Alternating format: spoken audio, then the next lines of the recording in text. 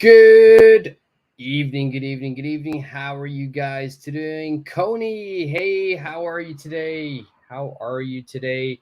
And happy Canada Day to everybody who's watching right now. Happy Canada Day.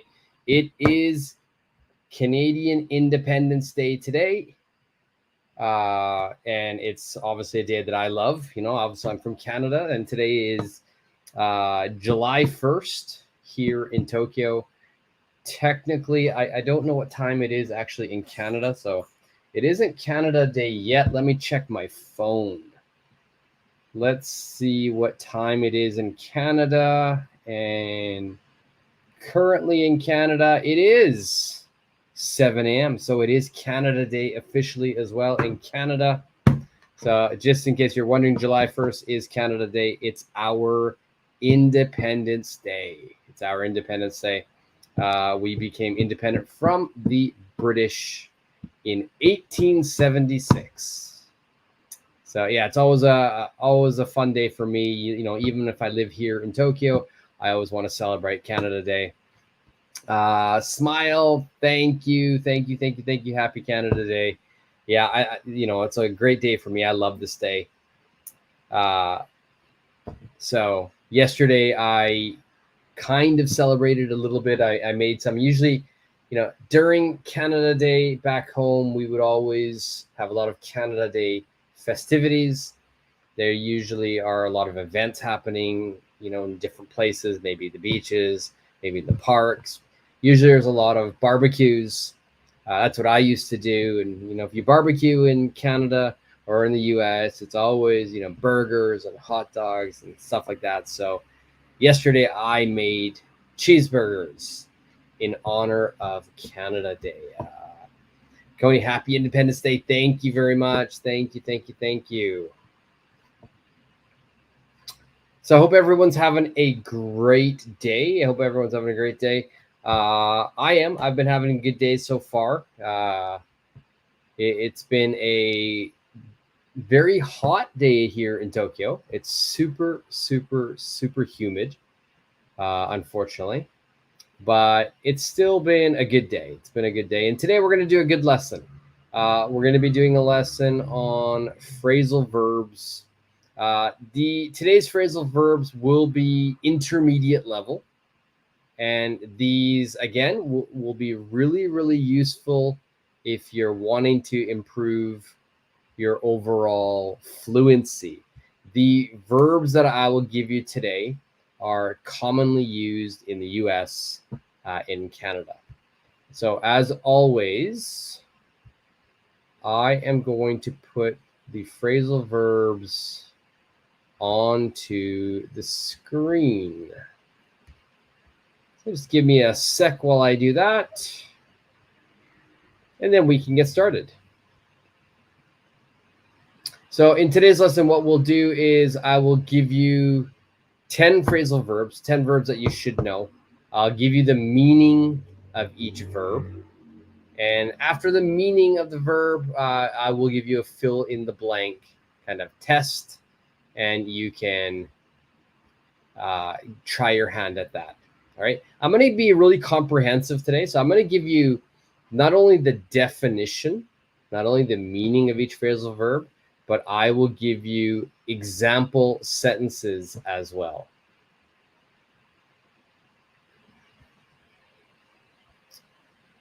Nice, Coney. Except for I can't see what emoji that was going to be. It says pride, person, earth, intersect. So I'm assuming it's a rainbow something, which is amazing. That's awesome.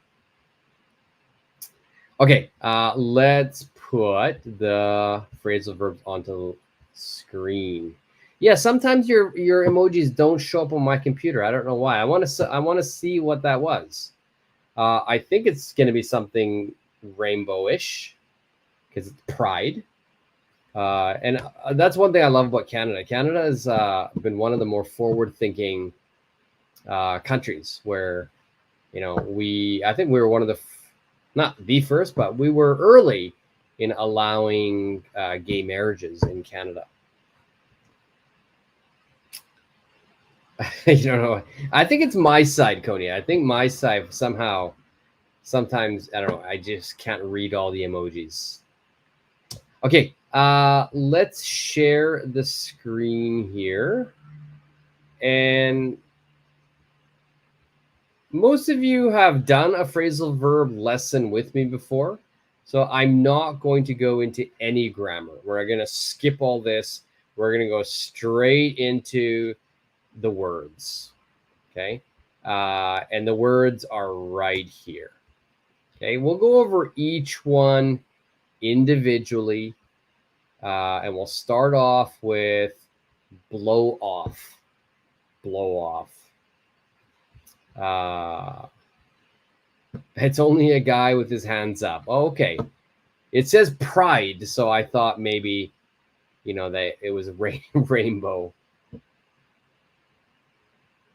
Oh, okay. Yeah, that works. That's definitely no rainbow there. Okay, nice. Nice. Thank you, Coney. Thank you. Thank you. I appreciate that. And is it just me? Does my face look really pale today? It's like there's like no color on this screen. I think my lighting is too bright or something. I don't know. Or is the lighting okay? Is the color okay?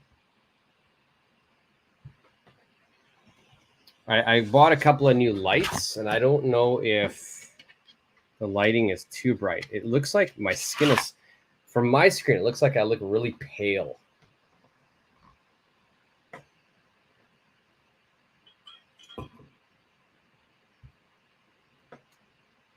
Okay, first word, blow off. Blow off, blow off, blow off. What do you guys think this means?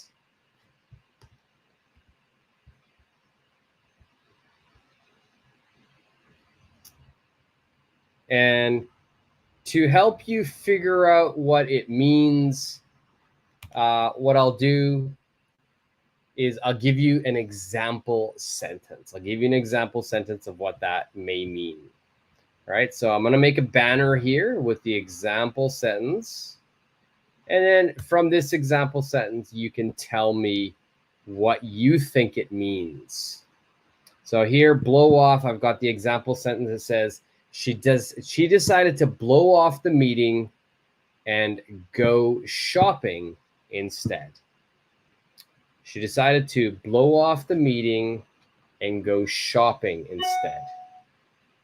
What do you guys think that means? To blow off a meeting, and she decided to blow off the meeting and go shopping instead.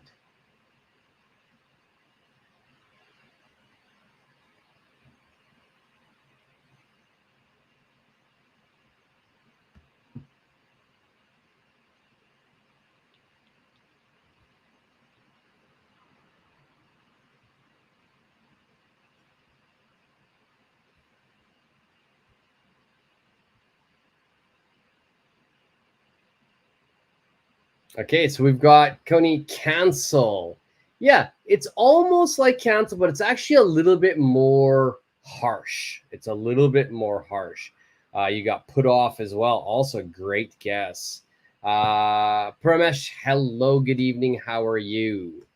How are you? All right, this one's going to be a little bit more harsh.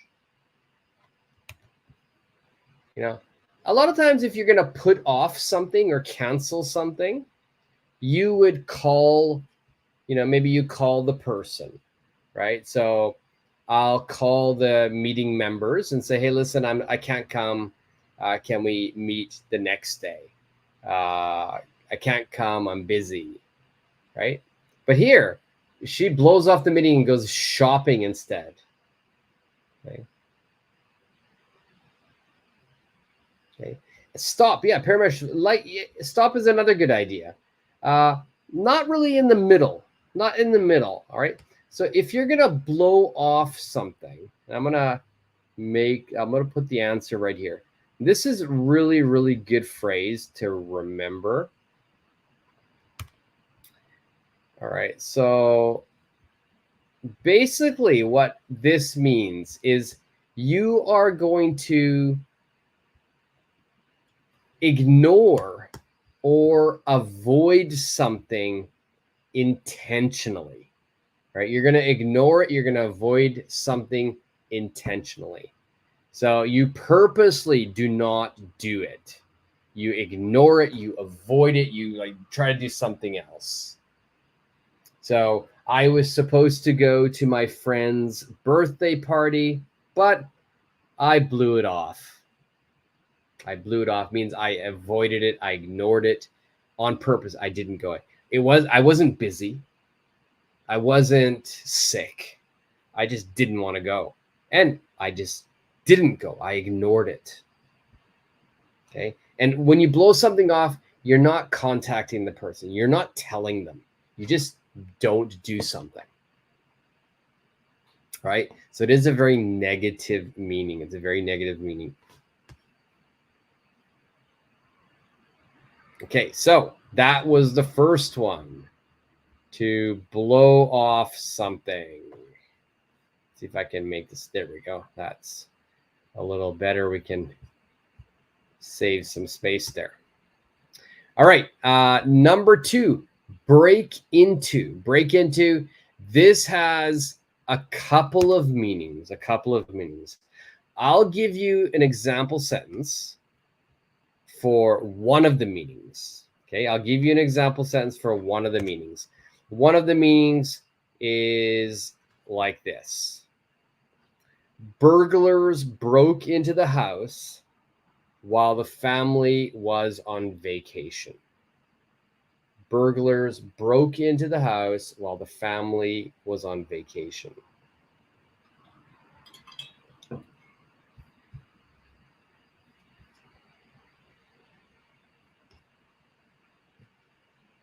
All right, so here, burglar, a burglar, another word for burglar. If you're wondering what burglar means, a burglar equals a thief. A burglar equals a thief. All right, so burglars broke into the house while the family was on vacation. Perfect, Coney. Thieves. Perfect. Okay. Yeah. To enter, but it has a little bit extra meaning, Parmesh. It's not just enter, right? Because I can enter my house. I can enter my friend's house.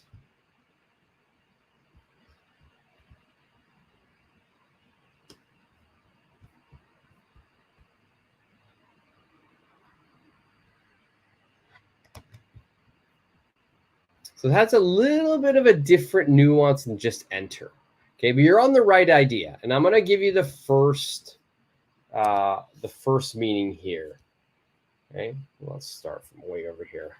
Okay, it means to enter. You're right there. You're right there. You're going to enter a place forcibly and illegally. All right, you're going to enter a place forcibly and illegally. All right, so the reason why you're doing this is because you're trying to steal. You're going to steal something from the house. Hello, Nancy. Hey, how are you today? Yeah, very much. Yeah, enter secretly. Enter secretly, but you're also entering illegally, right? It's not your house. You're entering the house, and the idea behind entering is you're going to steal something. So you're going to break into a house, break into a car, you break into something, and then the hope is to steal something, right? That's one meaning. It's very good to hear, Nancy. That's great. Where are you watching from, Nancy? Where are you talking from?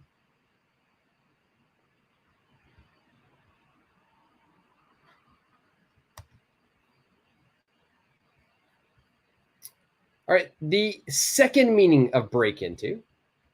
The second meaning of break into means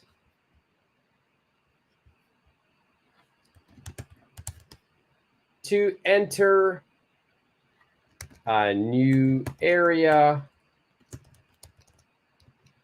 such as a career field or market. Nancy, have we talked before?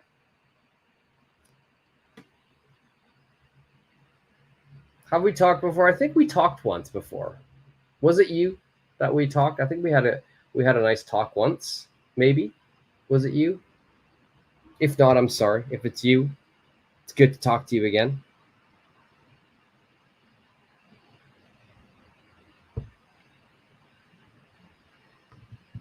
So the second one has a unique meaning. It's to enter a new area, such as a career field or market. So, a lot. I used to live in Los Angeles. Okay, we didn't meet. I thought we had met. Okay, never mind. I used to live in Los Angeles, and a lot of people moved to Los Angeles because they want to break into acting. They want to break into acting. So they want to enter the acting career field. They want to enter into that industry, right? So you can enter into a new career, all right? It could also be a market. Let's say, I opened up a new school. I want to break into South America. It means I want to enter South America. Okay, so two meanings of break into. One is to, you break into someone's house, car, and you're doing it illegally, forcibly, and with the intent of stealing something. And then another is to enter a new area, such as a career or a market. Okay, let's try number 3. Catch up on. Catch up on.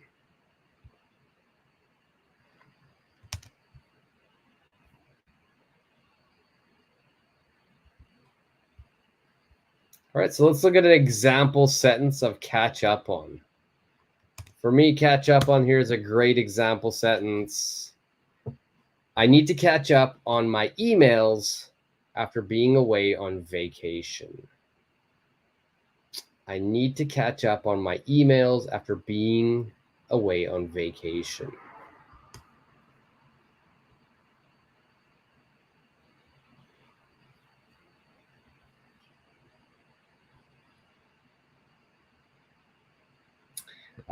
Thieves broke into cars through the windows to steal people's phones. So here, I would just say their phone. Their phones, yeah. Thieves broke into the cars through the window. No S. Through the window to steal people's phones. Yeah. That's true. That happens recently a lot in San Francisco. Unfortunately, San Francisco used to be a great. It's still a great city, but it used to be really safe. But now a lot of thieves will break into cars and steal whatever's inside.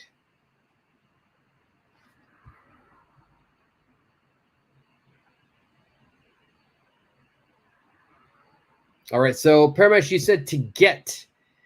Is this an answer for which one? Paramesh, can you tell me what you're answering there?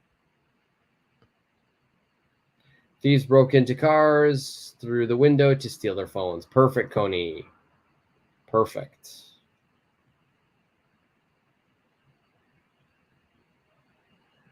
All right. Catch up on. Catch up on has a meaning here.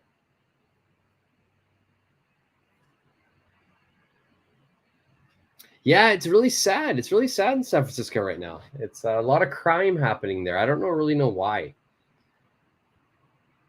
But it's happening, unfortunately. Okay, let's look at the example, what the meaning of catch up on. Basically, this is going to mean to do something. Let me type properly here.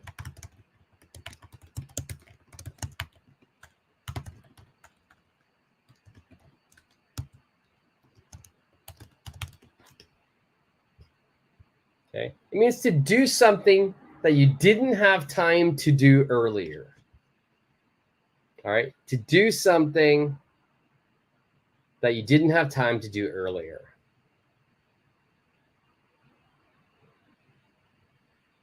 Okay, pretty much catch up on. It's not really get.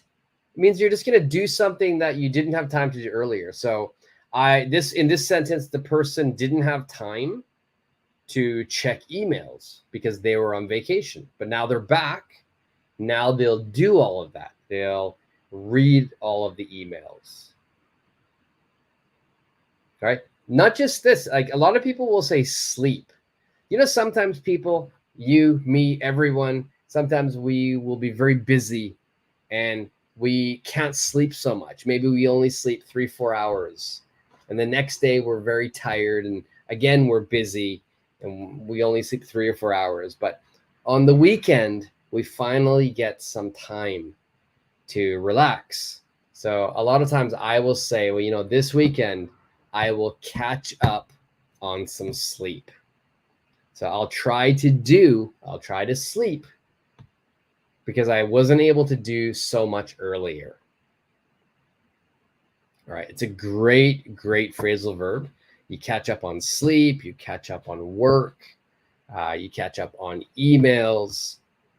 We use this a lot. So Coney, it happens in Lima too many times. Yeah, it happens everywhere recently. The funny thing is in San Francisco, a lot of people now, they are, you know, they're parking their car and they're rolling down the windows and they leave their car, you know, parked with their windows down because they don't want people to break the windows and break in and steal stuff. So they're just keeping it down and saying, hey, listen, there's nothing in my car to steal. Windows are open, you guys can check, but there's nothing there.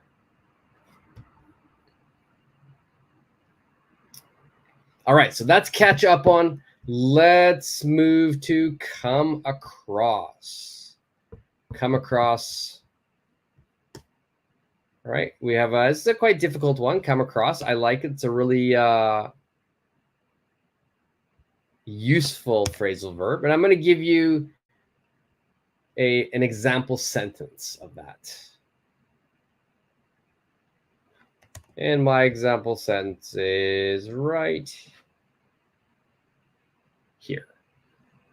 I came across an interesting book while browsing at the bookstore.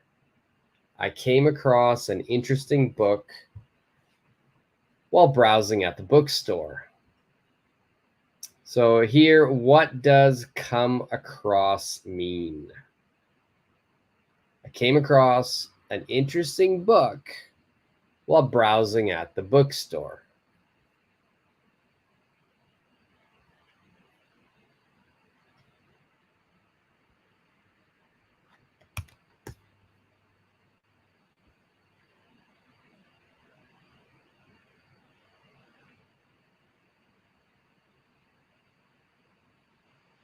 Pretty much no. Catch up is not get. Catch up means you're going to do something that you couldn't do earlier. You're going to do something that you couldn't do earlier. So I couldn't check my emails because I was on vacation. So now I'm off vacation. I've finished my vacation. I'm home. I'm at work. So I can check my emails now. So I'll catch up on my emails.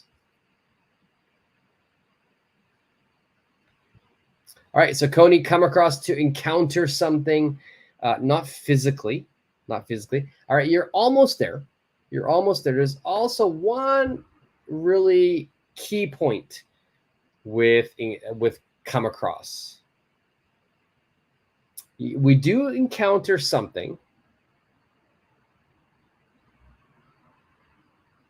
but there has to be one extra point here, one really important point that distinguishes the meaning.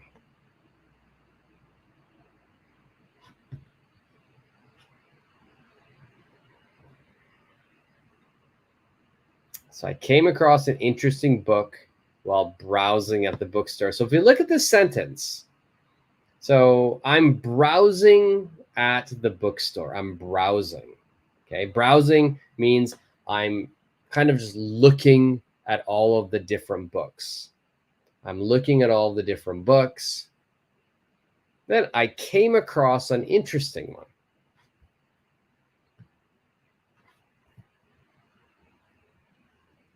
Right. So the key difference here, the extra point we would add, Coney, here is everything is happening. You find something. Yeah, you find something. The key point to note here is you find, yes, or you discover, encounter something by chance. By chance. So you are not purposely looking for that thing. It just happens. It's by coincidence. It's by chance. I'm just browsing, looking at stuff. Like, oh, wow, this book looks interesting.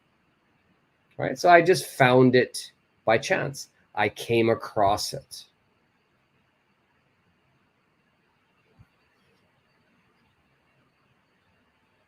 All right, so you discover something, you find something by chance.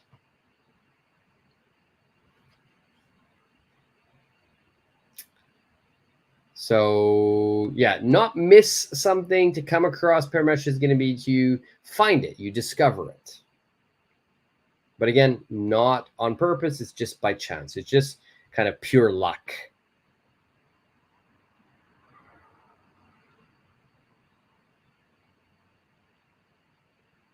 All right, number 5, cut down on, cut down on. Here's an example sentence for everybody to look at.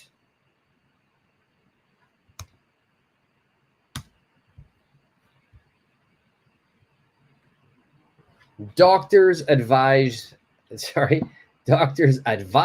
patients to cut down on sugar intake for better health.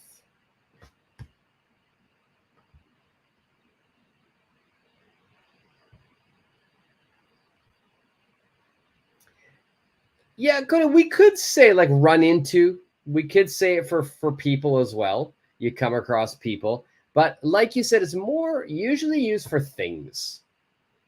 And for people, we like you wrote here, we want to use run into. So I ran into my friends at the mall. When I was shopping, I came across a really good sale.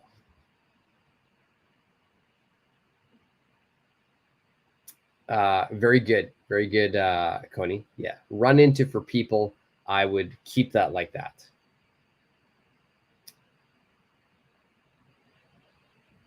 Paramesh for cut down on, decrease. That is correct. Decrease. So if you cut down on something, you're decreasing it. You're reducing it. So you're going to reduce the amount of something.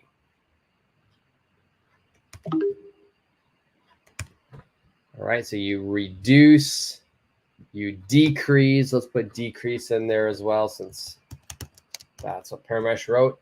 You to reduce or you decrease the amount of something.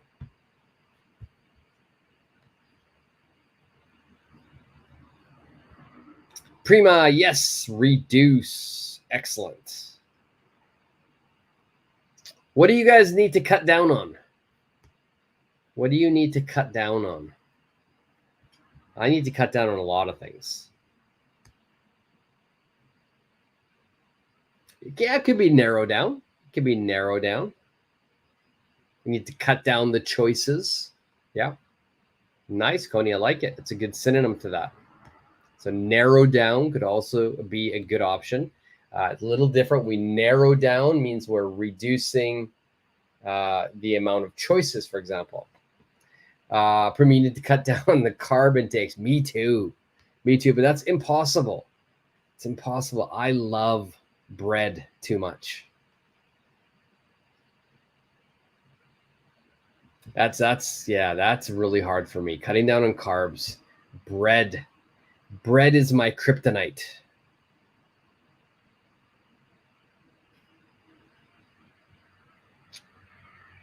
All right, let's look at end up. And I'll give you guys an example sentence. Prima, you're a rice eater. Okay, yeah. I mean, everybody in this country where I live is a rice eater. My family, Prima, they're all rice eaters. But strangely enough, I am not. I've never liked rice. For me, it's all about bread. All right, let's look at the example sentence for end up. All right, the example sentence for end up, I'm going to put onto the screen right now.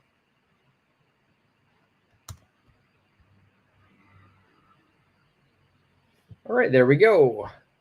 We got lost and ended up at the wrong theater. We got lost and ended up at the wrong theater.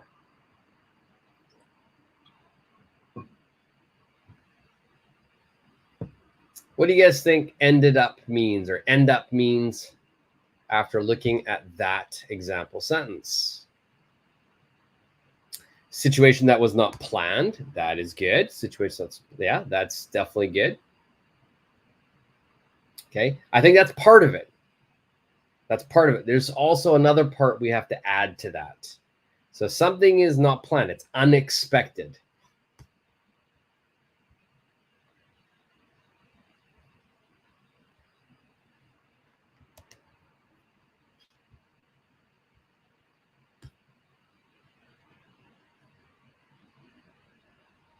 So I think not planned or the unexpectedness of it is very important. That is definitely correct. There's also another thing we should say.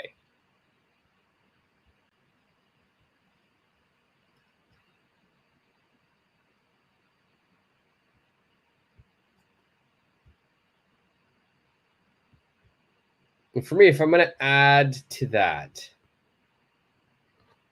I would just say you're going to be in a particular place or situation. And let's make sure I follow my grammar here. Often, unexpectedly.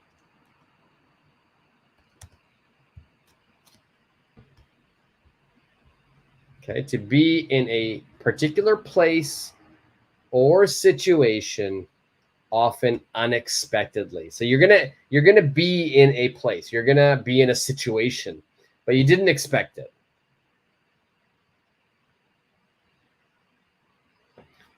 Perfect sentence. Perfect sentence. I love it. Me and my hubby planned to have dinner outside, but that we don't need that, but heavy rain poured. I would say here, not heavy rain poured. I would say it began to pour. It began to pour. So we ended up staying home. We ended up staying home. So one more time, Prima. Me and my hubby planned to have dinner outside, but it began to pour, and we ended up staying home. Perfect. Perfect. And yeah, speaking of rain, that's all it's been doing here in Tokyo. It's been raining so much.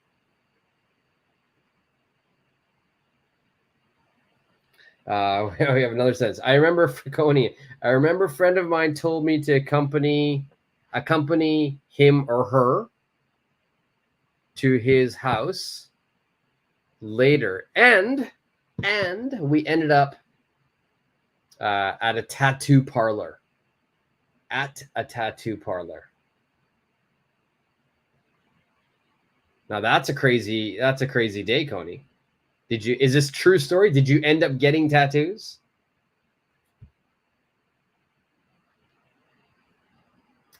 Yeah, it's rainy season, yeah. So you're in the Philippines. One of my friends is well, he's Filipino, and he's actually in the Philippines right now. He's getting married.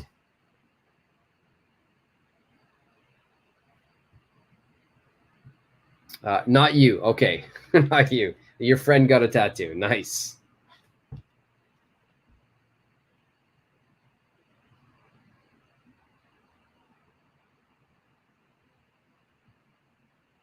So, Prima, what does that mean? Mabuhay.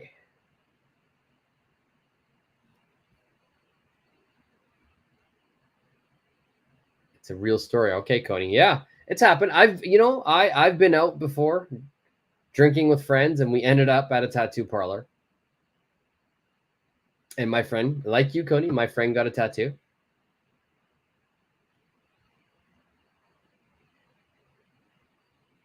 Sure. So let me see the whole sentence, Coney. Yeah, I'll put the whole sentence here.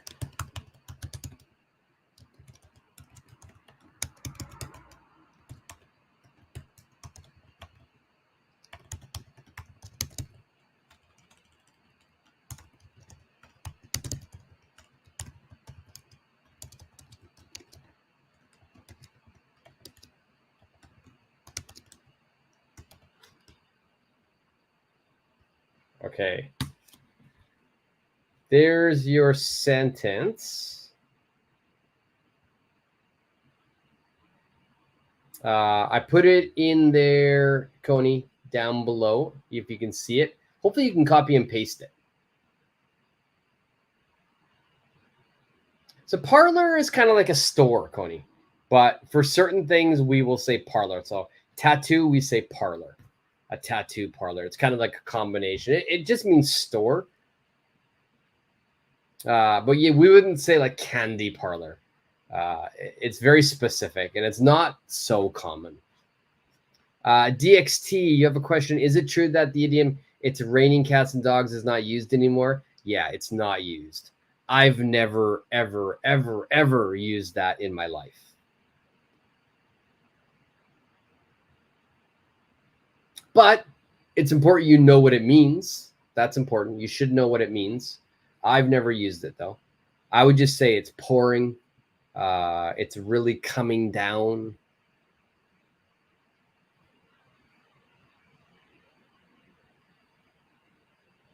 I would say 9 times out of 10, Coney, you're going to use shop or store. Parlor is very, very specific, and it's not very commonly used.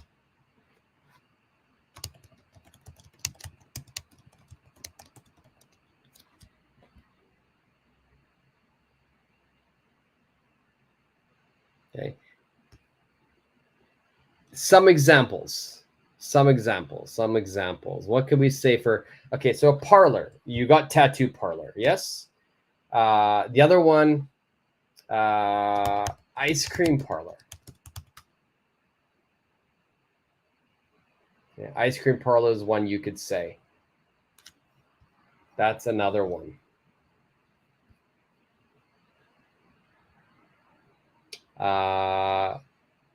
This one's a little bit old. I would never say it, but it used to be. People said this. Pizza parlor. It's not common anymore, though. Yeah, you know what? That's fine. It's still English. It's still an idiom, Prima. And DXT, if you want to use, that's great. I know what it means. I think it's important. Like it's very important to know what all of these idioms mean, because everyone is different. Everyone will use different idioms and language. So it's important that you understand it. And if you want to use it, that's great. I don't. I mean, I would say in Canada and the US, it's not very common. We have a lot of ways to say it. Some are not so polite, but I would just probably say it's pouring. It's really coming down out there.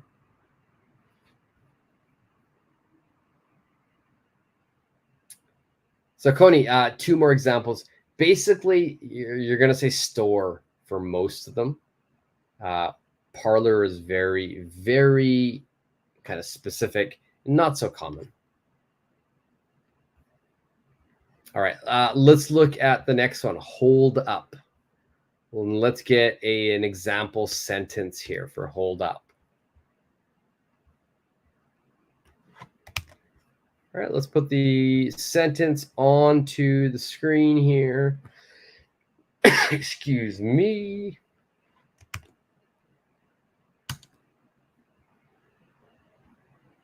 All right, so there's the example sentence.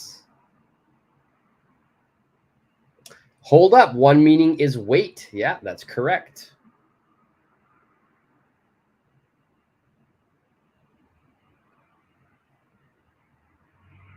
Okay, sorry, Prima, thank you.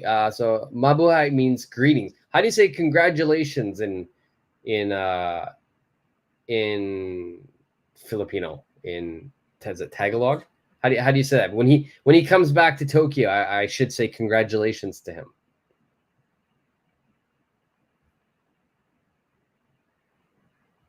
Nice, DXT. I like it. Hold up. I got something to tell you. Yeah, wait right here. I have something to tell you. Perfect. The example sentence here is a little different.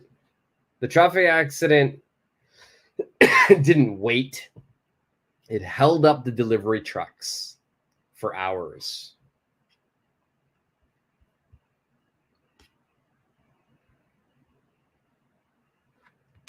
So it has a similar meaning to wait, but it is a little different. So one meaning, yeah, if I tell you, hey, hold up, means to wait. It does have a different meaning. DXC, yes, hold up, hold your horses. Similar meanings, DXC, similar meanings. Hold up, wait. Hold your horses means kind of calm down. Don't get too excited.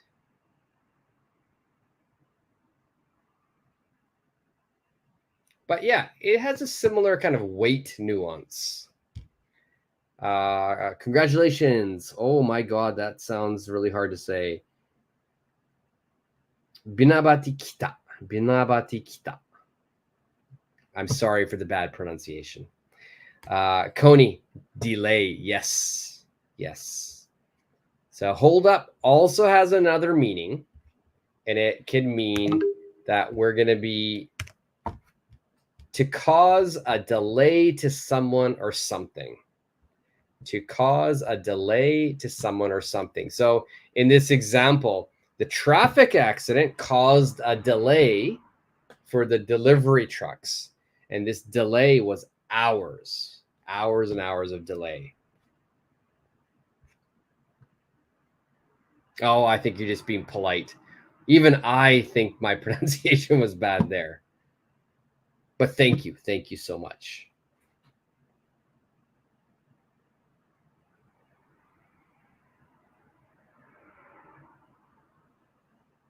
Yeah, DXC, perfect. Yeah, I like that. I'm going to put that onto the screen there.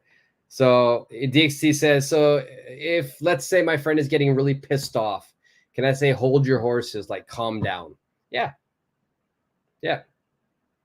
You could definitely do that.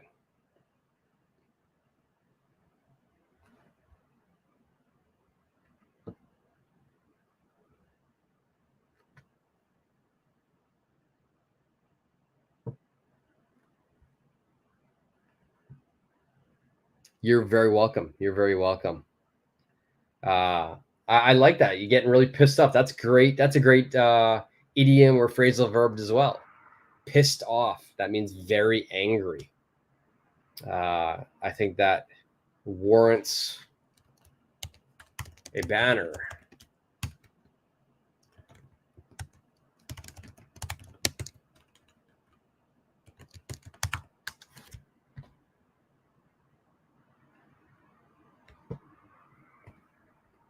All right. Excellent.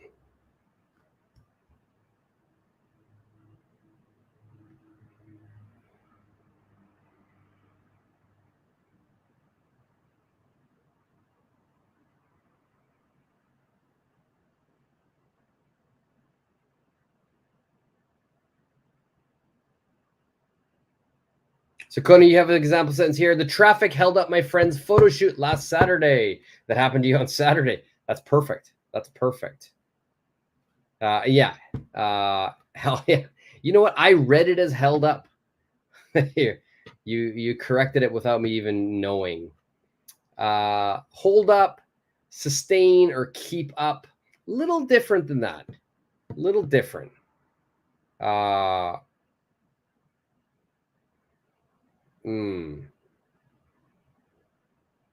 You know what? There is a second meaning, and that would fit into that, Prima. I like that. I like that you did this. I held up my side of the bargain. Not keep up, but keep. Not up, but keep. Sustain or keep. You're very correct. But not keep up. Keep up means that you're going to maintain the same level, same pace, same speed.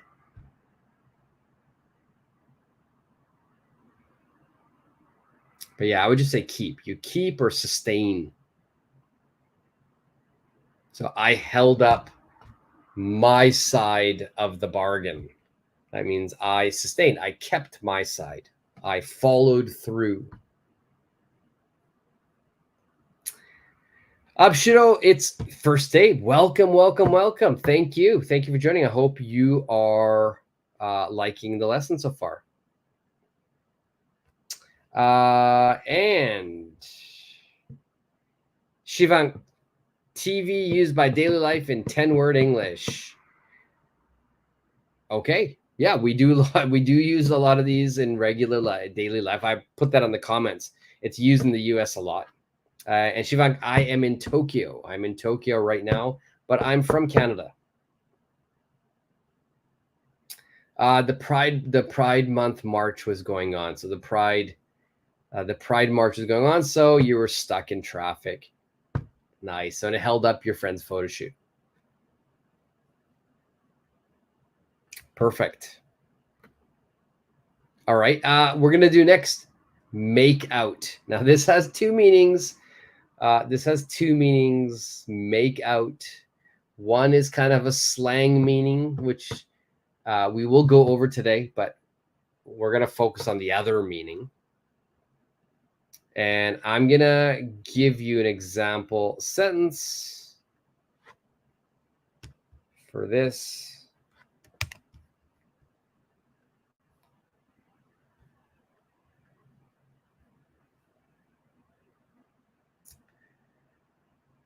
Oh, you're in India. You're in India. Love it. Nice. Shivang, that's where my parents are from.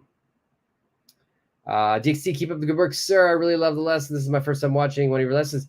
Thank you very much, DXT. I'm glad you came. I'm glad you joined. If you have to go, don't worry. And make sure you watch at the end as well. If you have to come back and watch in the replay, there's a little mini kind of fill in the blank sort of test. It can help you try to remember all of the phrasal verbs and test to see if you can get them all right.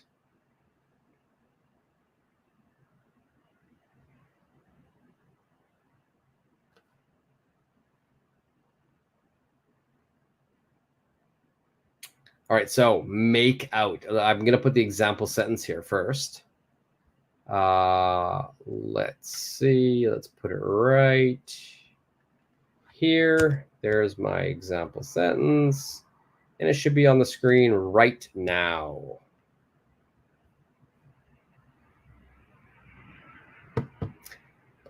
Prima, I like it. I like it. How are you making out now that the summer's over? Yeah, I like that's a good sentence.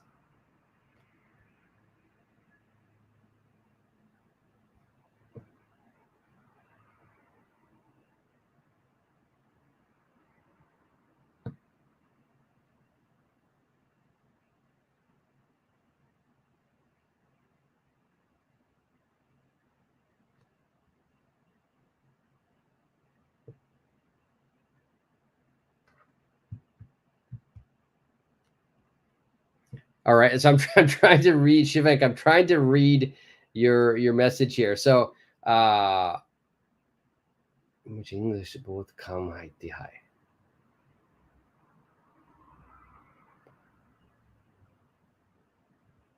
Okay, this I'm I'm having a little bit of going from English into Indian here. Let me keep working on this, Shivank. Let me keep working on it.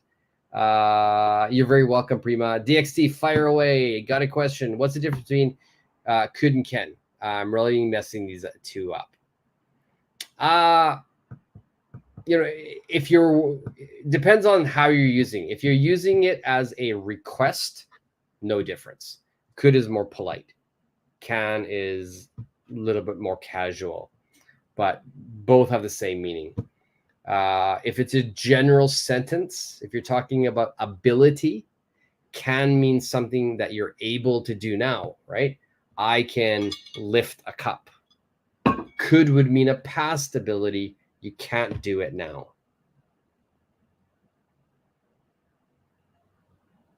Those would be kind of the two main meanings.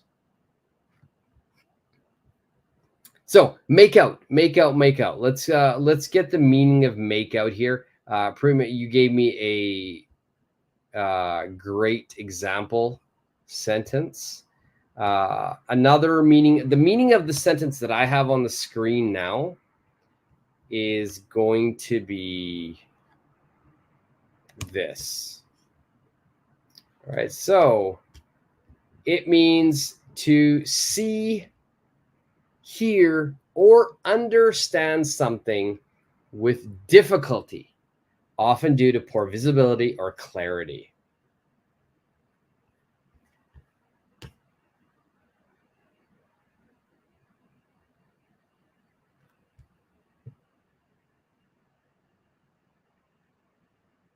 So yeah, Prima, can you also speak Indian, like Hindi?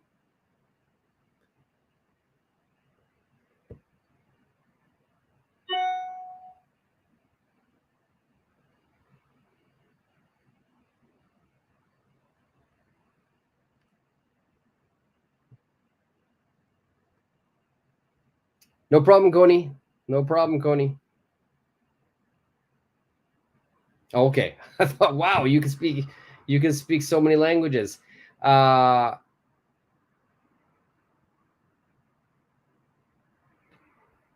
Let's see, create, Premish, create. It's not going to be create. Make out is kind of like you see here, understand something, but it's difficult.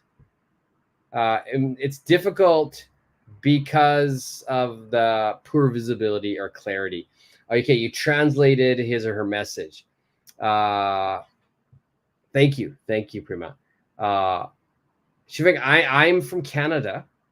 I'm from Canada, but I live in Tokyo.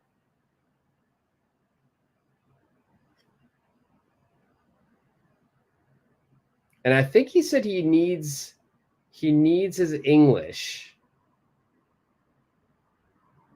My English. Yeah, I'm not really sure. I think he needs, he's talking about his English ability.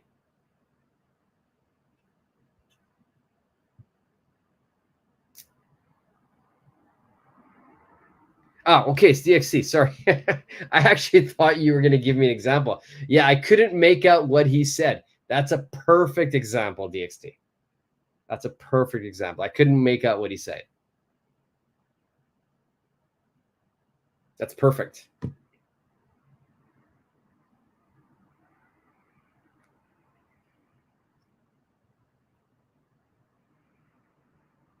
All right.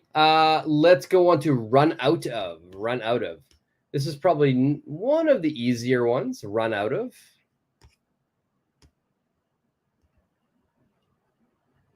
I think this happens. The sentence I am going to put on here as a banner. This happens to me all the time.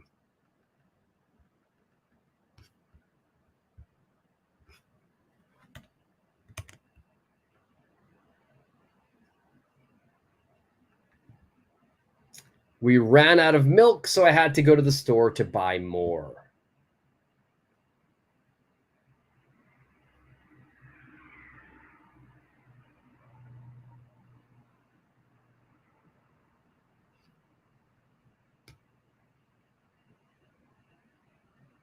Wow, DXT, I think we just put the exact same sentence down.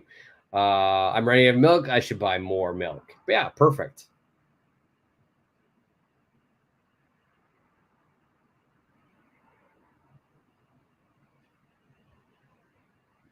Nice, yeah. I use a lot of milk. I'm a big milk person, but I use it a lot cooking, but I drink it a lot. I put it in of course, my lattes. Running out of time. Perfect. I'm running out of time, Prima. Nice. Excellent.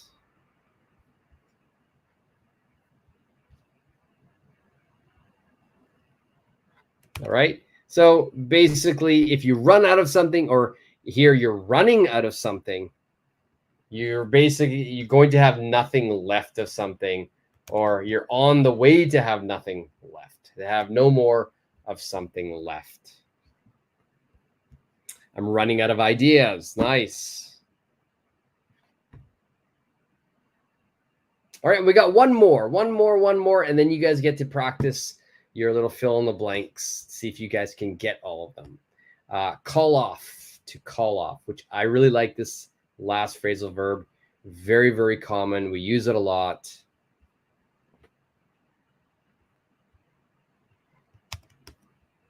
And the example sentence, once I give you the example sentence, if you're not sure of this, you will get it right away.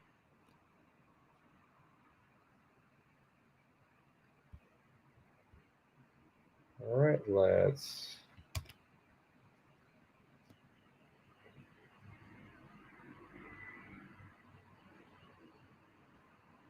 And there you go. Prima, you already answered it before. Cancel the agreement or cancel something. Cancel something. So, for example, the example sentence is due to the rain, they had to call off the outdoor concert. That means you're going to cancel the outdoor concert. DXT, I called off the meeting, like I canceled it, right? Yeah, perfect.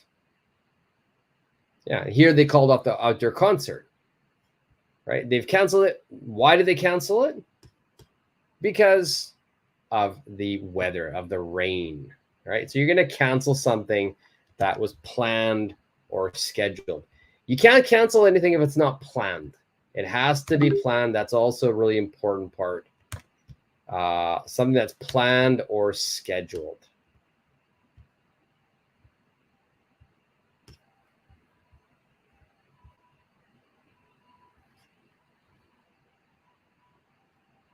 You're 2 hours late.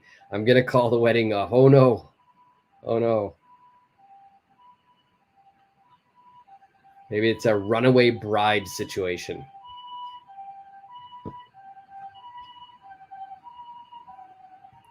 Okay. That's 10 really, really, really useful phrasal verbs.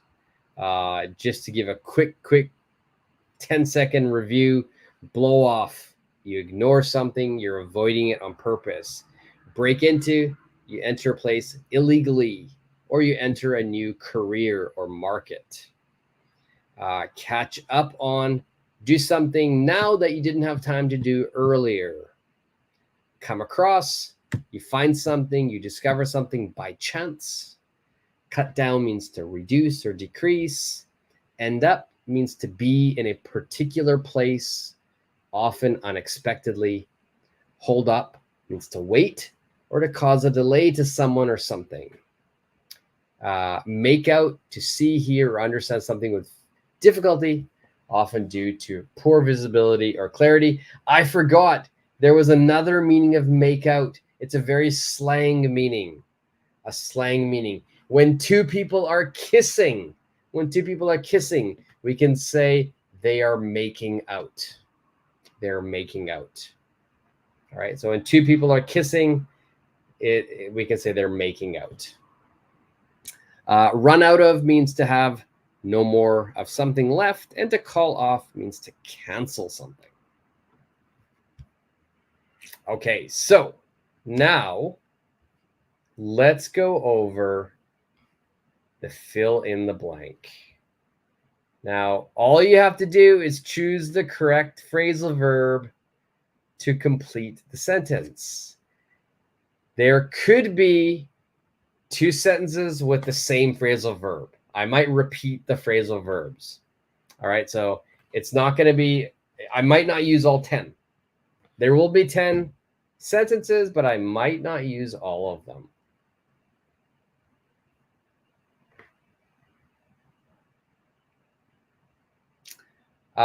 Yes, Dixie, yes. So I blew you off yesterday means I ignored you. I didn't do what we were supposed to do. Maybe we were supposed to meet. I just didn't meet you. I blew you off.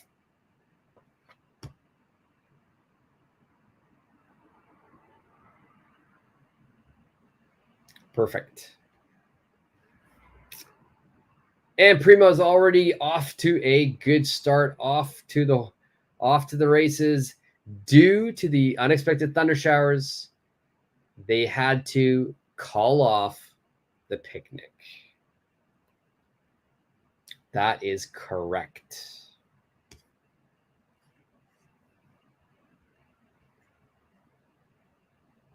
You're very welcome, Dixie. You're very, very welcome. Ask away. Do not be shy. Ask as many questions as you want. That's why I'm here. All right, so we've got due to the unexpected thunder showers, Prima's giving me the perfect answer. They had to call off the picnic. Prima, are you a picnic person? I'm definitely a picnic person. Parmesh, perfect. Due to the unexpected thunder showers, they had to call off the picnic.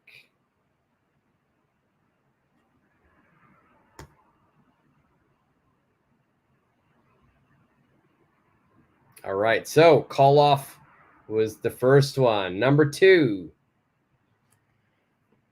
During their hike, they you are a picnic person. Yeah, I love picnics. I love picnics. Number 2, during their hike, they something an old abandoned cabin in the woods. During their hike, they something an old abandoned cabin in the woods.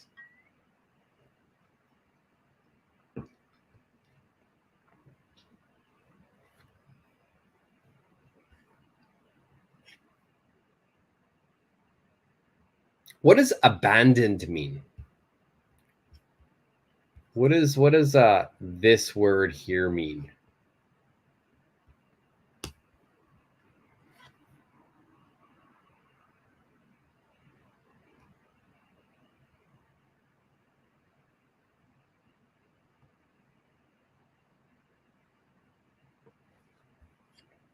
Prima, you're right, by the way. Your answer is right. Prima's giving me the answer, came across. All right, so if we look at the answer here, during their hike, they came across an old abandoned cabin in the woods. Basically, they found this cabin by chance. They weren't looking for it. They just found it. And it was an abandoned cabin. What does that mean? An abandoned cabin. Good job, Prima.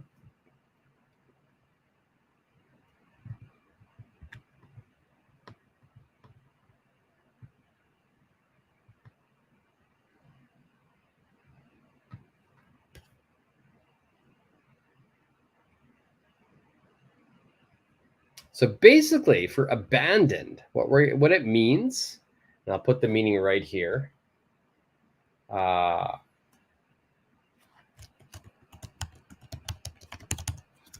No one lives there. No one lives there. Okay. So if something is abandoned, it means no one is living there. It's been deserted. It's been left. It's it's uninhibited. So someone's just left it. They've deserted it. No one lives there anymore. It's kind of like rejected. Kind of like rejected. They've rejected the house.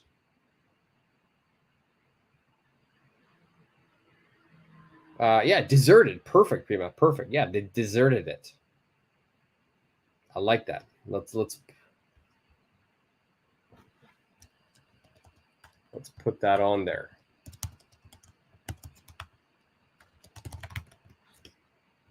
They've deserted it. They've left it.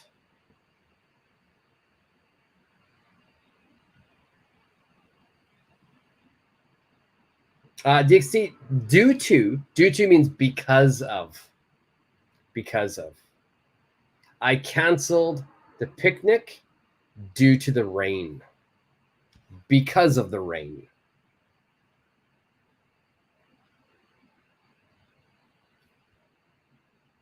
All right, number 3. After the long hike, we something resting by the lake.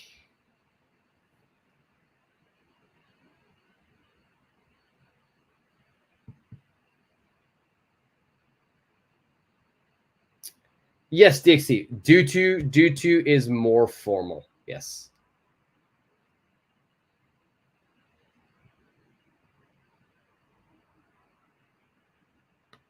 And one thing, and I do want to mention this, DXC, with, I know a lot of people when they're studying English, we get caught up in formal English, business English, casual English, and I know there are a lot of textbooks, there are a lot of probably schools, and there's a lot of people, programs trying to teach you this is formal English or this is business English.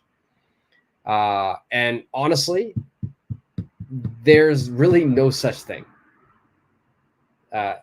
Business English just means, yeah, we might use different vocabulary, but the English is still the same. Business English means that we're using more vocabulary that's specific to that industry. So sometimes, I'll say, oh, could is more formal than can.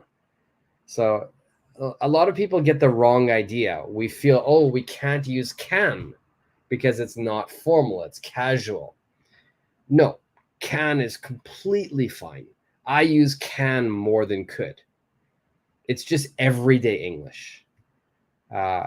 Formality, being formal, depends on who you're speaking to, what you want. So formal words are great, but casual words are also great. So because of, due to, equally fine. All right, Prima, nice try. Not held up, because held up is not going to be followed by an ing verb. Held up is not going to be followed by an ing verb. After a long hike, we something resting by the lake.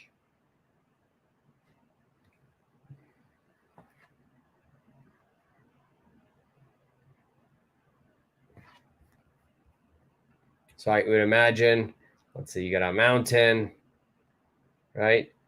Hike. You're hiking.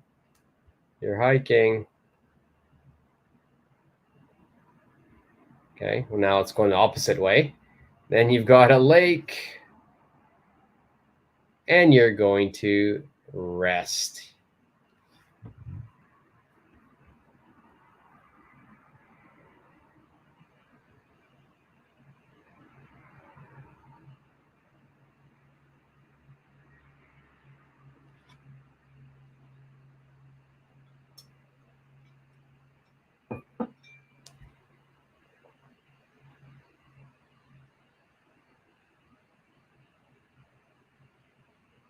I just thought of a new meaning of held up, and I'll share that after we get number 3 done. So I want you to think, you hike, you're hiking, you're finished hiking, and then the final thing is resting by the lake. The final action is resting by the lake.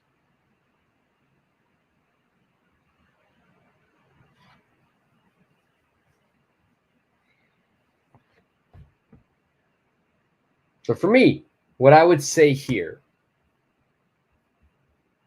is, it's the final destination. It's the final thing that we do. I would say ended up.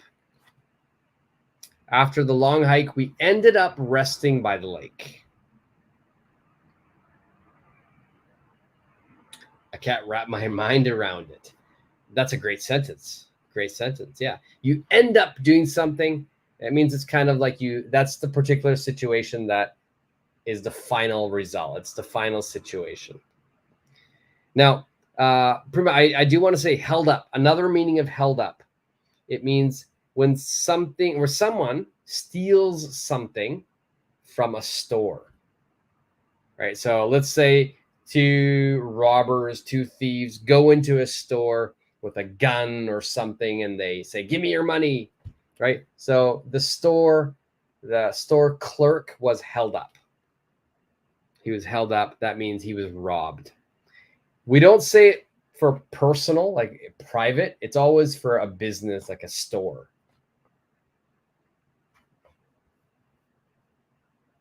That was like a walk in the park. Yeah, sometimes sometimes we overthink things. What about number 4? Despite his promises, he often something his responsibilities at work.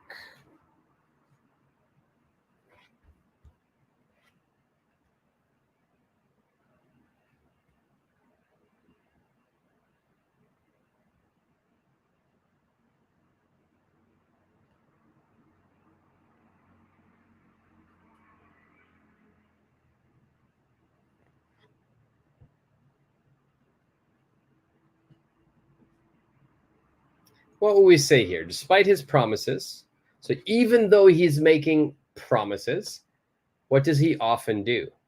And we're talking about his responsibilities at work. So despite, that means the second part of the sentence will be the opposite. So he has a promise, but the second part will be an opposite of that.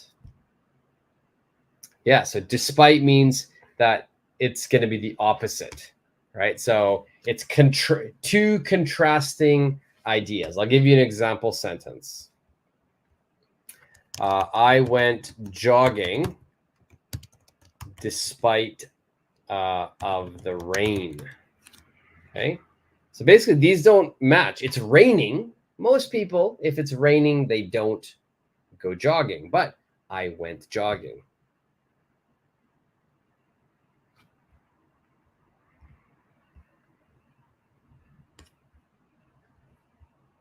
Okay, I could say I passed my test despite not studying.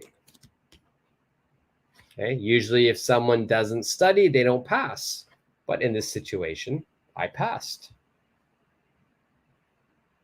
So despite the promises. Now, what's the opposite of a promise? The opposite of promise is probably breaking the promise.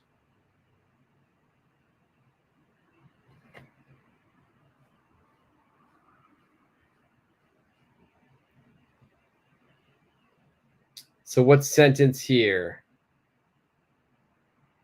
Yeah, perfect, Asa. Even though I didn't study for my test, I still passed it. Yeah.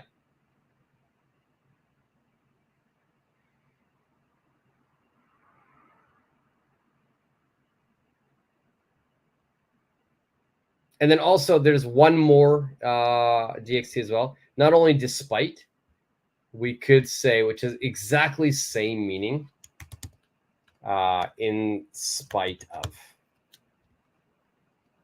Okay.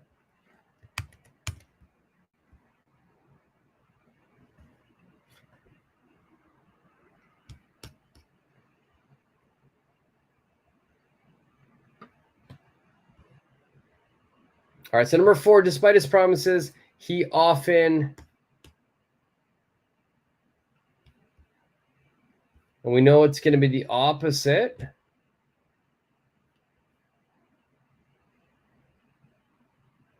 I went jogging in spite of the rain. Perfect.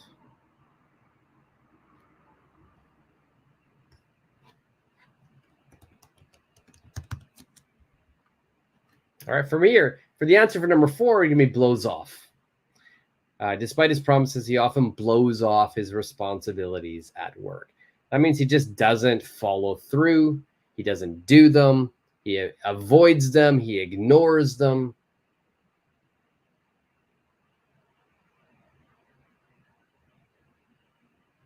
All right, so it's kind of like the promise is positive, blows off as a negative. Your brain wasn't braining. Nice. All right, what about number 5? Number 5 shouldn't be too difficult. The company decided to something costs by reducing unnecessary expenses.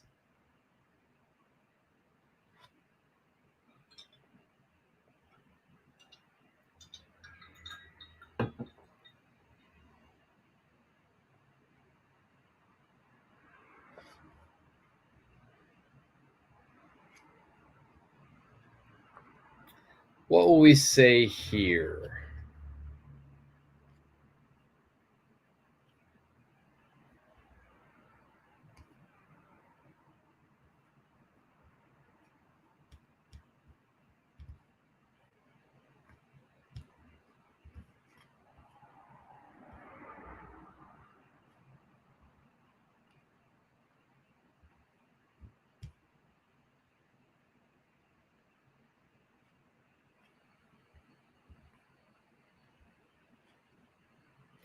All right, so unnecessary expenses. These are expenses that we don't need.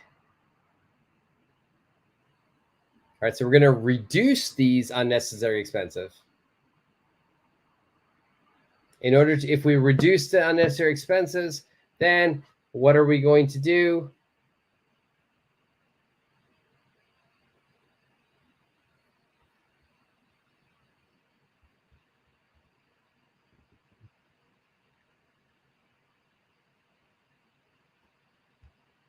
You know what? What I usually do earlier, and I forgot to do this, and I'll do it right now, is 1 second. I'm going to help you guys out here. I forgot to do this. I'm going to put all of the phrasal verbs that we are going to use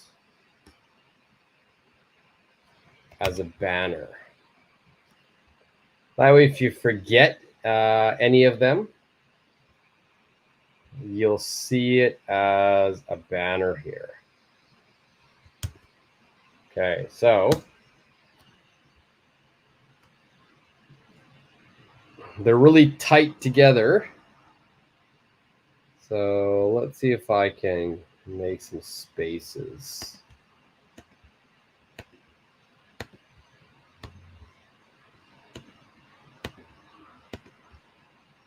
Okay, let's see if that works. It's got more space, I hope. No, didn't work. But they're all on the screen right now. They're all on the screen now. Okay, so blow off, break into. You know what? This is what I can do. Hold on 1 second. Hold on 1 second. This is what I can do.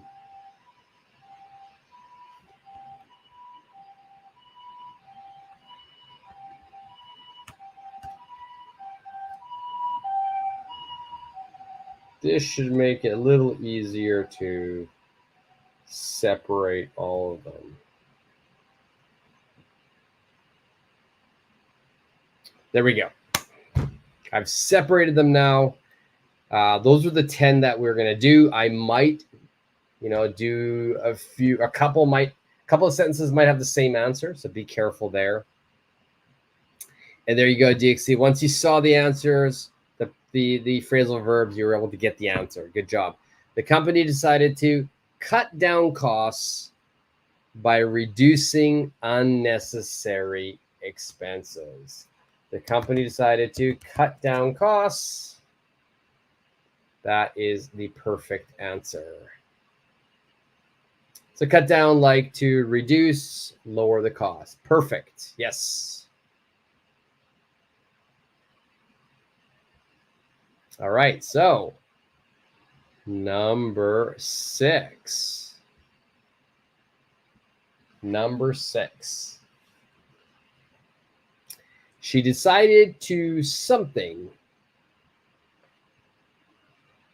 on some work over the weekend.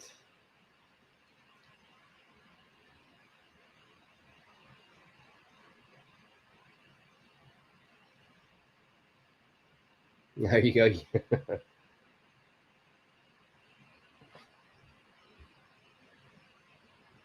And DXT, catch up on. Perfect. All right, so she decided to catch up on some work over the weekend. So basically, she couldn't work as much as she would have liked to, maybe during the week. So now she can do it during the weekend.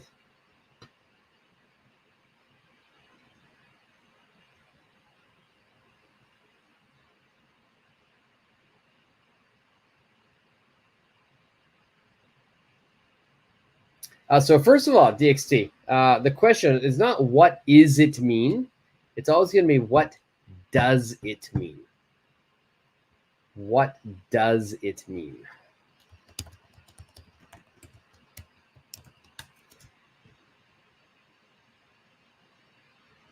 Okay, so here, it is where you want to put the unknown meaning. Right? So for example, what does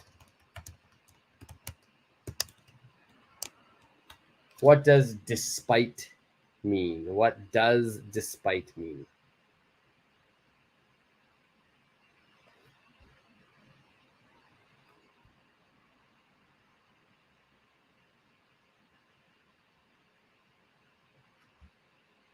Okay, let's look at number 7.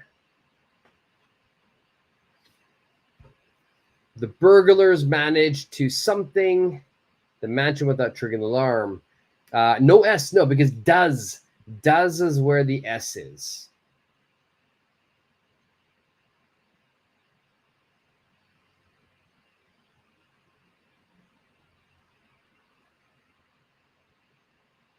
In my answer, it would mean, I would say means. It means is in the answer only. S is in the answer. So number 7, the burglars managed to break into the mansion without triggering the alarm. All right, so break into without triggering the alarm. Do you guys understand what triggering means?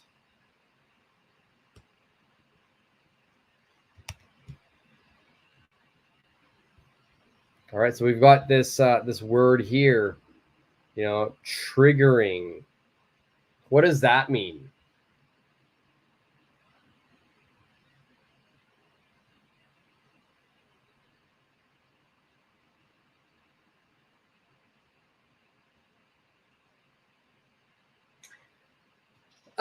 Triggered, like something annoys you, a little different than something that annoys you. It basically means that you're going to cause some action to happen. All right, so you're gonna cause some action to happen. So the action here is this alarm. The alarm is gonna ring, right? But they could break into the mansion without making the alarm ring. Without making the alarm ring. And you're very serious. I'm so happy that you are happy, DXT. I'm so happy that you're happy. I do want to say one thing, because you're improving your grammar. You're fixing your grammar mistakes. So here's one thing, a grammar mistake here. It says, okay, thank you so much, sir. You have no idea how much happy I am right now. No much. We don't want to put much in this sentence. You want to say, okay, thank you so much, sir. You have no idea how happy I am right now. There's no much in this. I know a lot of people just naturally will put how much, how many together. because we want to talk about the amount of happiness, but we don't put much in this sentence. Perfect. How happy I am right now. Perfect.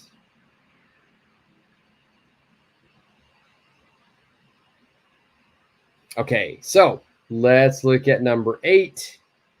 It was so noisy at the party that I couldn't something what she was saying.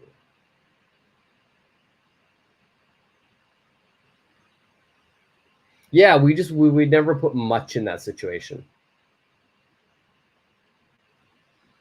You know, we could make it an example sentence. You know, I can't believe how hot it was today. Okay, same sort of thing. We're not going to put much or many. I can't believe how hot it was today. And DXT, perfect, make out. So it was so noisy at the party that I couldn't make out what she was saying. Perfect. Let's make this bigger.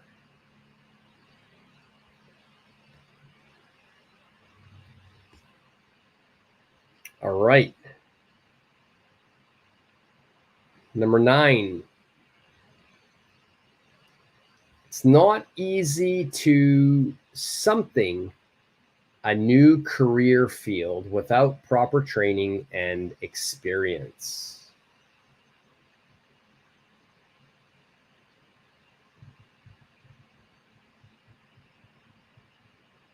It's not easy to something a new career field without proper training and experience.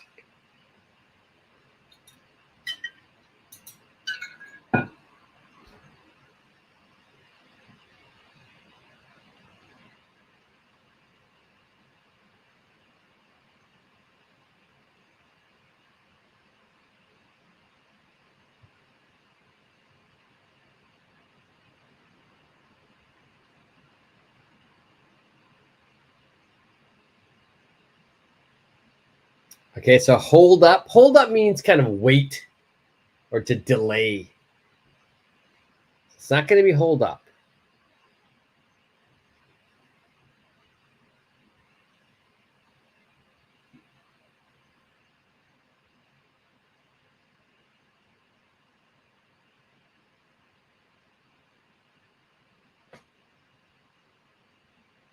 Not hold up.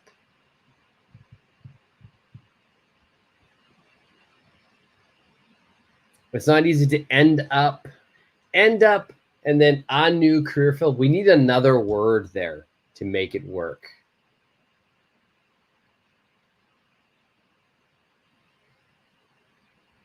So maybe it's not easy to end up in a new career field. So we would need another preposition there.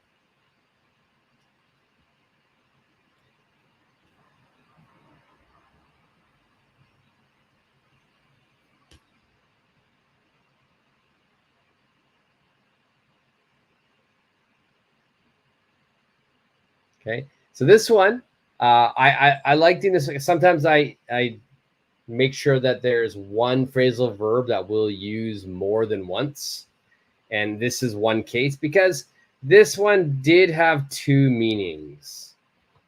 It's not easy to break into a new career field without proper training and experience. So if you guys remember, to break in had 2 meanings. It had 2 meanings. One meaning was it's to forcibly enter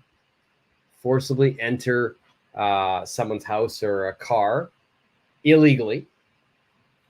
And then the other meaning was to successfully to enter a new area, such as a career field or a market.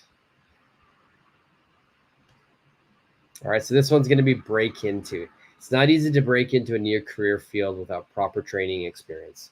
If you move to LA, it's not easy to break into acting. You know, it takes a lot of time. It takes a lot of effort. It takes a lot of courage.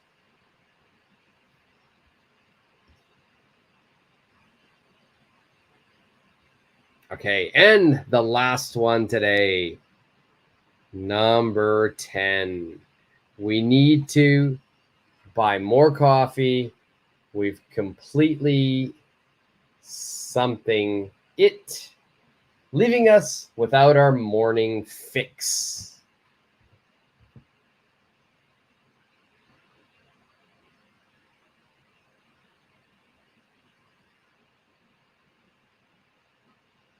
Perfect. We've completely run out of it. Perfect.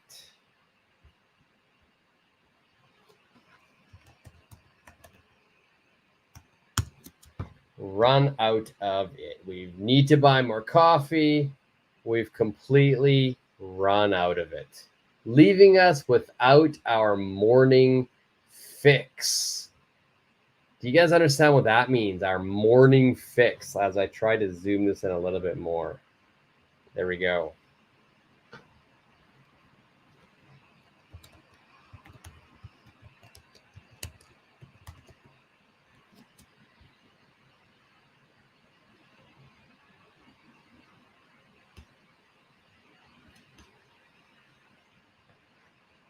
Does anybody know what a fix means?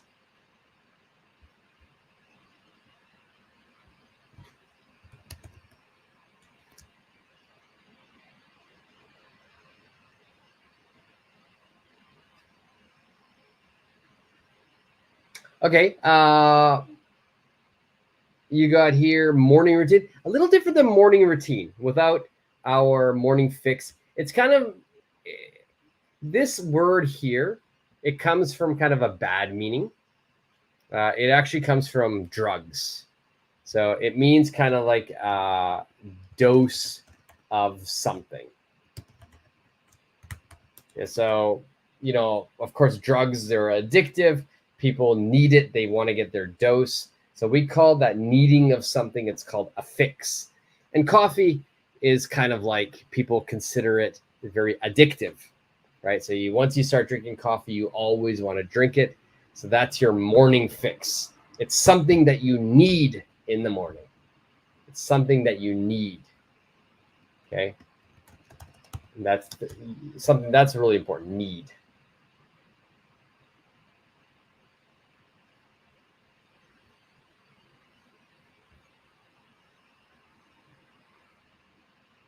Okay, so you had a question here. Hobbled out. Hobbled kind of means injured. Hobbled kind of means injured. Another one, like for hobbled out, it means to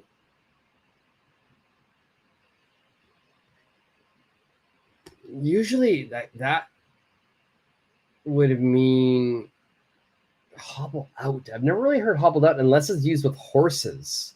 If you allow horses to walk in the pasture, you hobbled out some horses. But usually hobbled would mean that you're kind of injured and you're walking in a very strange and not smooth way. Okay, you're walking in a difficult, awkward way.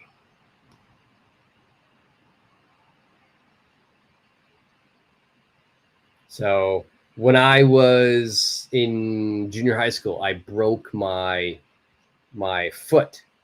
And so I was hobbling around. Yeah, coffee is something that perks people up in the morning. Perfect. Yeah, so probably here, he hobbled out of some place, right? That means he's walking very awkwardly. He's walking very strangely, maybe because he injured himself, maybe because he drank too much alcohol, but he's not walking smooth. It's usually for injury, usually meant for injury.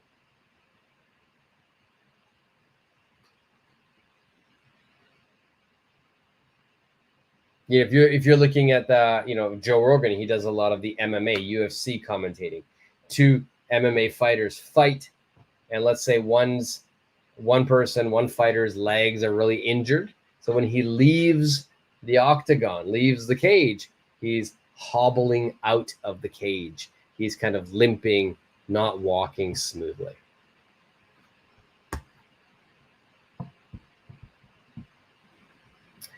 So in this list here that you see on the screen, those are the 10 phrasal verbs that we learned today. Blow off, ignore something, purposely, break into, enter forcibly, or to enter a new career or market. Catch up on means do something now that you couldn't do earlier. Come across means to discover something by chance. Cut down, reduce, end up, be in a particular situation at the end. Hold up means to delay. Make out means to have difficulty seeing or hearing something, or means two people kissing. Run out of, you have no more. And you call off means you cancel. So in today, we didn't do a sentence on hold up. We didn't do a sentence on hold up. I think hold up is the most difficult one. So for anybody who wants extra practice, and we'll put a big star here, extra practice, homework, which means leave it in the comment section, is make a sentence using hold up. Make a sentence using hold up.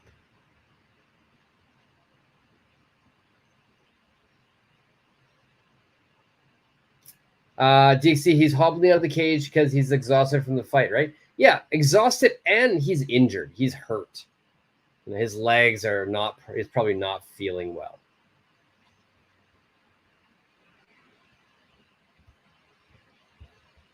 So you have another question. What does flagging me mean? Flagging me. What is the sentence? Where did you hear it?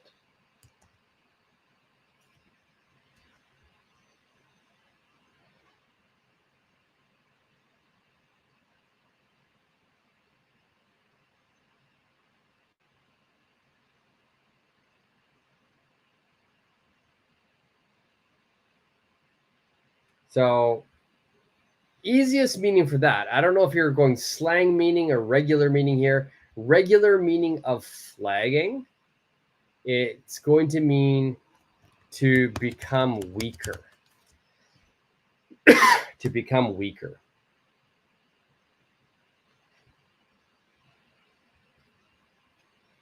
To become weaker.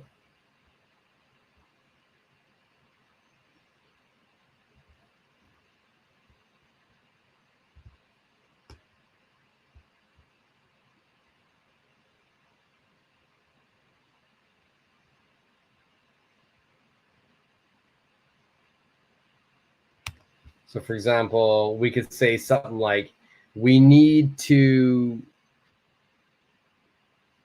figure out a way to increase our flagging sales. All right, we need to figure out a way to increase our flagging sales.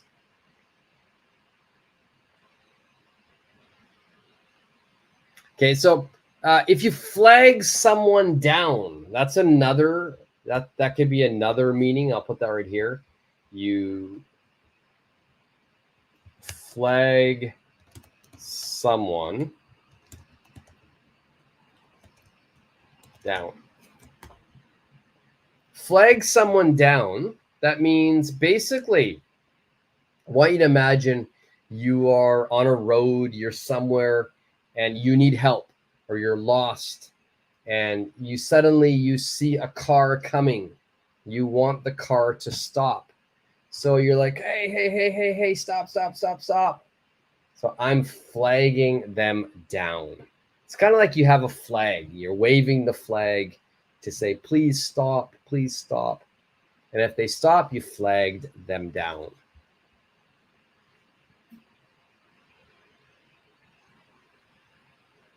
And if it's another meaning of flagging, it just means to become weaker.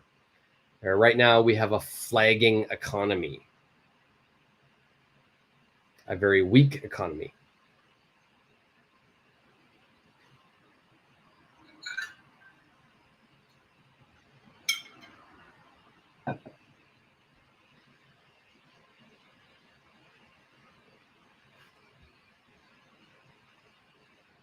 Yeah, you not only catch their attention, but for them to stop. For them to stop.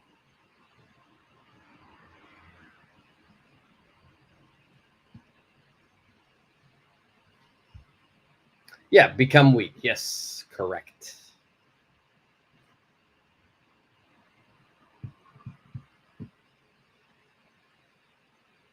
Alrighty. So let's call that a lesson today. Unless if anybody has any final question, feel free to fire away. If not, let's call that a wrap for today. And remember, the next lesson will be on Wednesday. And it will be a little bit later start. I don't finish work until late. So my next lesson on Wednesday, that will begin at roughly about, I would say 11:55 p.m. So it's going to be about like 50 minutes, 45 minutes later than today's start. So again, remember that's Japan Standard Time. It'll be Wednesday. That'll be the next. Woodpecker lips. Well, it's like a bird. Lips that look like a bird. Woodpecker is a bird. So,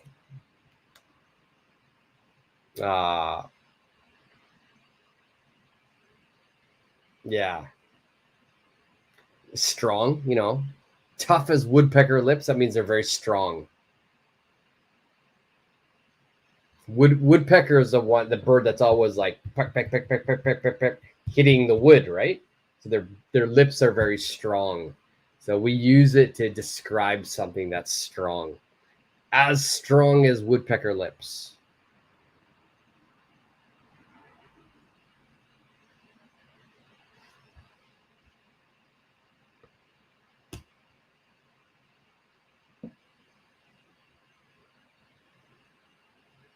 All right, good question, buddy.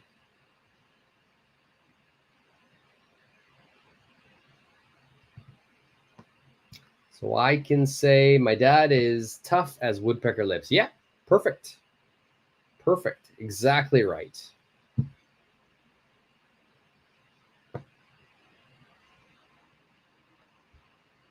All right, so remember, if anybody wants extra work, extra homework, extra practice, that right there on the screen, make a sentence using hold up. That would be your homework. You can put it in the comment section at any time, and I'll check your sentence. I always check everybody's responses and comments. DXT, you're very welcome. Okay, and remember, the next live lesson will be Wednesday night, Japan Standard Time at 11:55 p.m. 11:55 or 11:50, about that time. All right. And if you can't make Wednesdays, there'll be another lesson on Thursday. I'll put a schedule up on my community site tomorrow because it's almost 1 a.m. now, and it's time for me to eat some late dinner and go to bed. All right, guys. I had a great time. I'm so happy I got to meet some new friends. I hope you guys all have a great day. Hope this lesson was useful for you. And remember, any questions, comments, feel free to ask at any time. And yes, DXT, it is time to hit the sack. All right, guys, until the next lesson. See ya. Thank you, DXT. You too.